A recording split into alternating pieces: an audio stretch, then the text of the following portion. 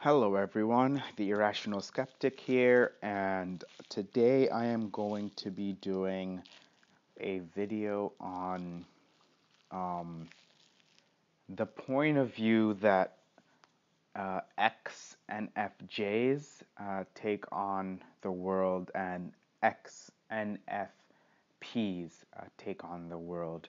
And mostly I am doing this video because of, I guess, this came into my mind during a back and forth comment that I was having with an individual on a YouTube.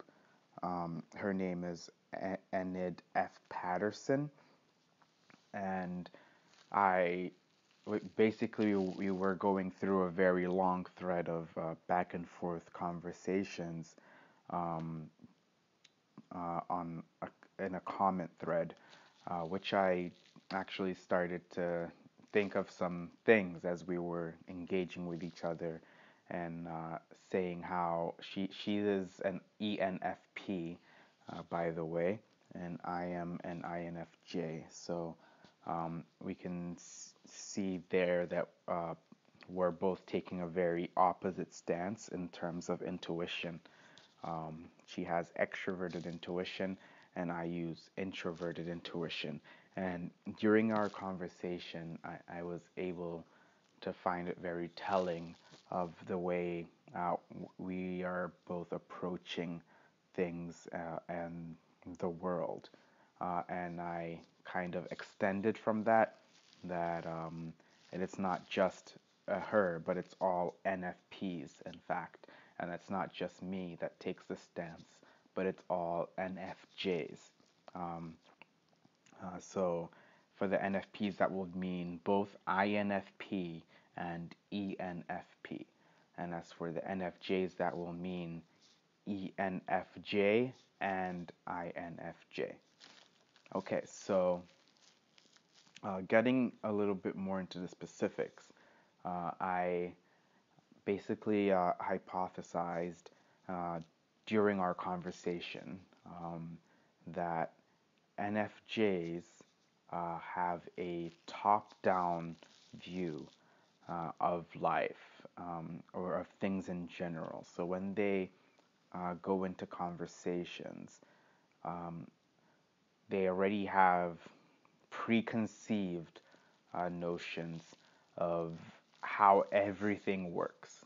Um, I think and it's not that this cannot be changed. It can be changed.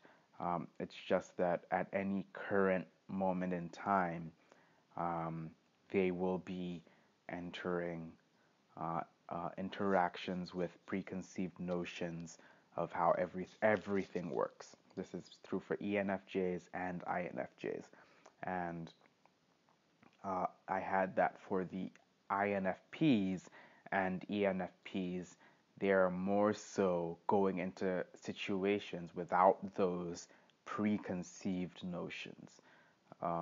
They um, although people may think that they have they have these preconceived notions, that's not the fact. It may be the fact that they are working out their ethics that they have constructed in the past up till that point, but they are still at the moment more open to information, and they are also trying to act a little bit more in the moment than the NFJs are. So they are a little bit they have, and this is what I would call them having a bottom up view of how things go. So um, to to elaborate on this a little bit more, I'll give a scenario which I actually included in my conversation with this particular ENFP. It was a conversation between me and another uh, and an INFP. In This was during my college years, But what had happened was we were having a conversation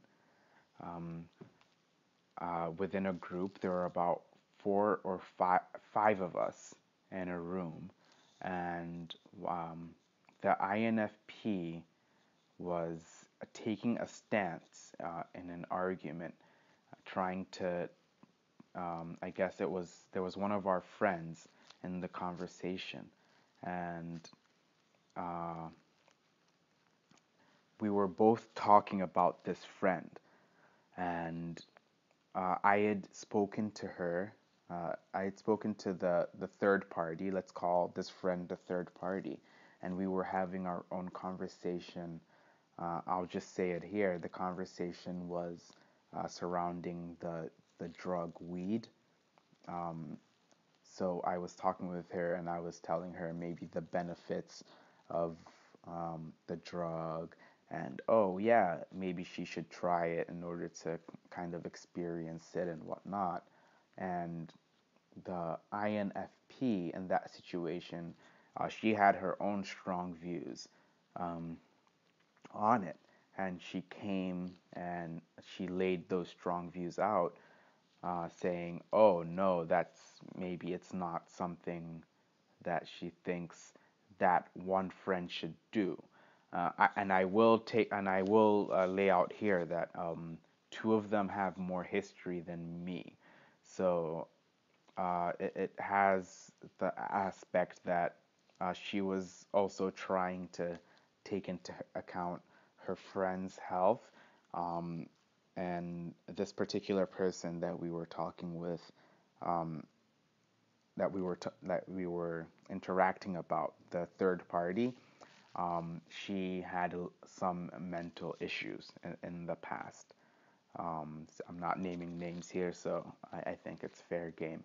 But yeah, this particular person had mental issues in the past, and my friend was taking this into account when she said, "No, this is not something you should be doing. I don't believe it's something that you should do." And I believe this is where the bottom up approach comes, and that she's looking at that particular instance and a particular situation, um, taking into account the history of the friend, so to speak. And when I was talking to the third party, I was a little more looking at the benefits of the drug weed in general, and I was looking at kind of the conversation going on around it, in normal parlance, in normal society, and I kind of just saw it as mostly it's a lot of political effects, and there's some medical studies in there that I've seen and I actually agree with that could be harmful to individuals, but I guess I at that time weighed the benefits a little bit more than the harmfulness of it, if you see what I mean. And I was also taking into account the general context of our college experience. And I gave this particular example to the INFP who I was arguing with. I had told her that the only reason that she is against what I'm saying is because she is she does not do those activities herself, and she does other activities, which, and to bring to mind, she was she participated in drinking alcohol. So that was the specific, um, I guess that was the specific thing I was trying to point out in the INFP, and by that I was able to say, you are well and fine with drinking alcohol with this friend and me and everyone else here, but you have such strong feelings against weed. Why is that?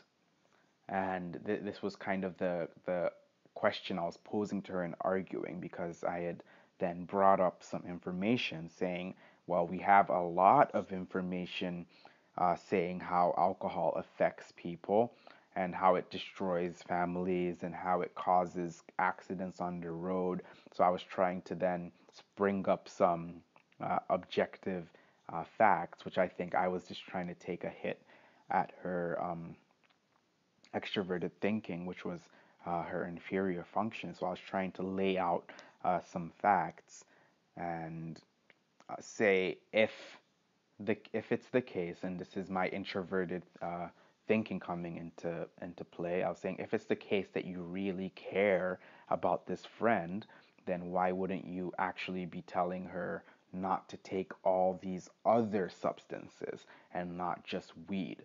So I was looking at the specific instance of what she was against, but I was also trying to take into account the whole picture, which is the top down approach that I'm talking about.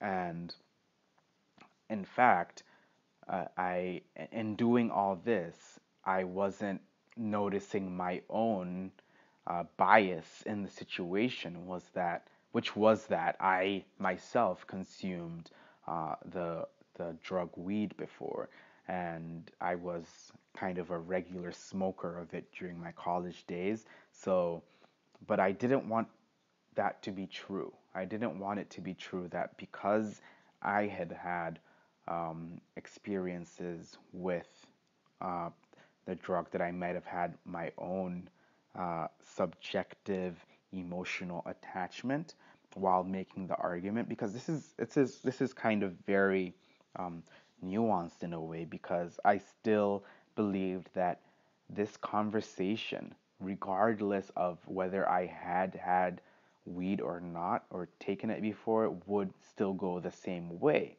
And very much, very much it might actually have been so that this conversation would have gone the same way and I would have still have made these arguments.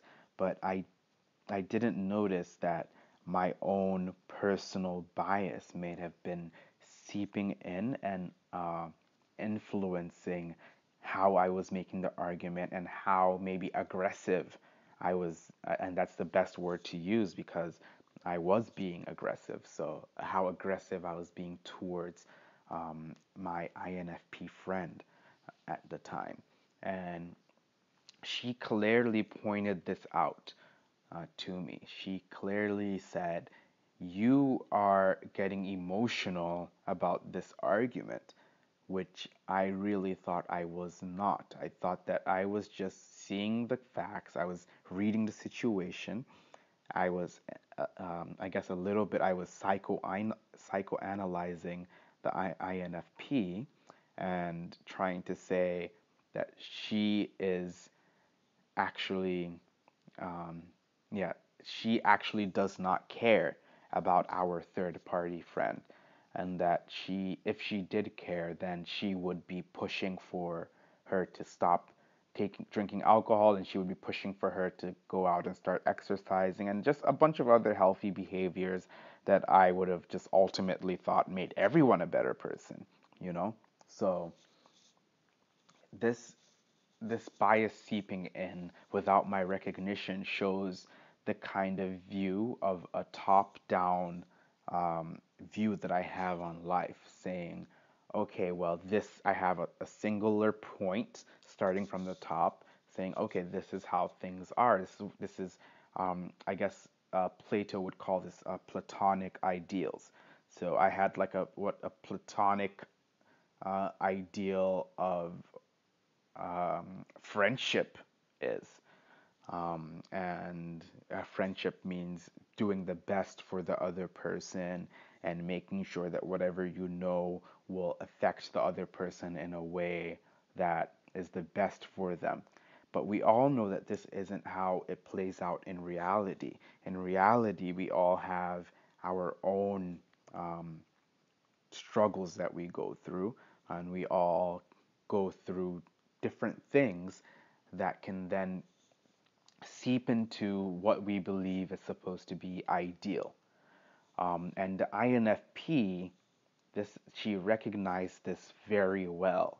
So the argument that she was making for her not to take this specific drug was very specific to the situation and very specific to her own past experiences. And I believe this is her introverted sensation coming in, that is in her third slot of, hey, if it's sort of like saying, well, I've kind of experienced this with this particular person, so maybe we should, change how what we deem to be the ideal situation. But in order to make it better for her, she should not indulge in these activities, if you see what I mean. So, so she was very in touch with the particular situation, and I was very in touch with a universal um, that I saw as that's what all friendships mean, and all that's just true. It's true regardless of the people involved in it, which is impossible. It is impossible to make those arguments. It's impossible to say regardless of the people in it, because INFJs, you are people too. And this extends to ENFJs as well, but the way it plays out with them is actually a little bit different. And it also extends out to ENFPs, but it's also a little bit different, and how they're playing out this whole scenario, though it ends up being the same in the way they act it out in life. I guess I can just give a few quick examples. I don't want to make this video too long. I probably wanted to end at 20 minutes, but with the ENFPs, um, you can, if you see them being very active in society, maybe being activists and whatnot, or going out there and offending for the rights of, you can just put anything in there, people, animals, the environment and things. They are taking a very practical approach to what they deem to be important. So they may go at and aim at individual instances where these things are taking place and act there. They can, you can see them maybe in uh, maybe uh, eh, maybe giving speeches to a particular crowd. But what they're really getting at is trying to influence particular people in that crowd, and trying to get them to be more in touch with their own individuality. But because they have extroverted intuition at the top of their functional stack, they have a sort of they have many different ideas of how this can go, but at the same time, they're trying to implement the best possible scenario when they're using FI as an auxiliary function. So, and a lot of times, this best possible scenario has to do with affecting individual people. It's weird, but they have a whole set of different huge ideas that they're thinking about. But in order to make any of those things come to fruition, they have to start at the bottom.